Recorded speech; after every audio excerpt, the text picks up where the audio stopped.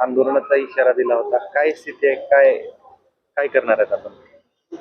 धाराशिव जिल्ह्यामध्ये मागील 3 महिन्यापासून एक वाघ धुमाकूळ घालत आहे. त्या वाघानं आतापर्यंत जवळपास एक शतक साजरं करावं या पद्धतीनं धाराशिव जिल्ह्यातल्या शेतकऱ्यांच्या जनावरांचं शिकार करून एक शतक साजरं केलंय. तरी पण वन विभागाला वाघ पकडण्यामध्ये अपयश येत होतं.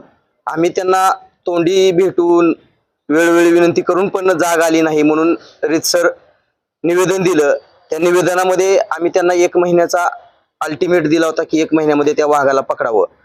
परंतु त्यांच्याकडून 1 महिन्यात वाघ पकडला गेला नाही. त्या वाघ पकडला गेला नाही त्याच्यासाठी त्यांना जाग आणण्यासाठी आम्ही वेळोवेळी प्रत्येक 7 दिवसाला आतापर्यंत 4 आंदोलनाचा टप्पा पार केलाय.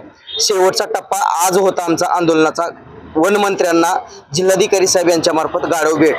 परंतु जिल्हाधिकारी साहेबांनी आम्हाला एक पत्र काढलं, वन विभागाला एक पत्र काढलं आणि मला त्यांनी असं सांगितलं की विनंती केली की बाबांनो आपण ह्या आंदोलनापासून थोड्या दिवसासाठी का होईना पण परावृत्त व्हावं.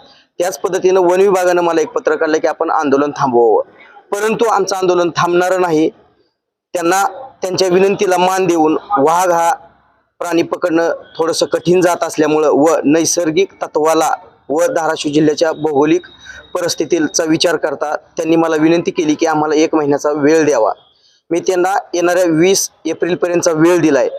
खरं तर त्यांनी या 20 एप्रिलपर्यंत वाघ पकडणं गरजेचं आहे. का तर जो त्याच्यावर लाखो रुपयाचा अमाप खर्च होत आहे तो खर्च हा सर्वसामान्य लोकांनी जो टॅक्स रूपातून सरकारकडे महसूल जमा केला जातो त्याच्यातला असल्यामुळं हा खर्च शासनाचा तिजोरीवर होणारा खर्च तात्काळ थांबवण्यासाठी त्यांनी वाघ पकडावा.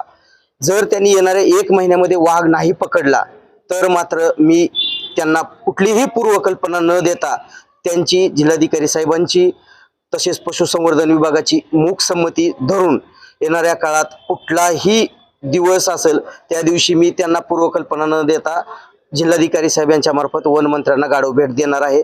त्याच्यामुळं त्यांनी येणाऱ्या 1 महिन्याच्या कालावधीत तात्काळ त्या वाघाला जेरबंद करण्यासाठी पुन्हा एकदा त्यांची टीम सक्रिय करावी व शासनाचा लाखो रुपयाचा जो महसूल या ठिकाणी आतापर्यंत त्यांनी न काम करता पाण्यामध्ये घालवलाय तो तात्काळ थांबवावा. शासनाला दिलासा द्यावा तसेच जिल्ह्यातील शेतकऱ्यांना व लोकांना दिलासा द्यावा. का तर सगळ्यात महत्वाचं आतापर्यंत एकाही प्राण्यावरचा हल्ला झालेला असेल तसा मानवावर हल्ला झालेला नाही.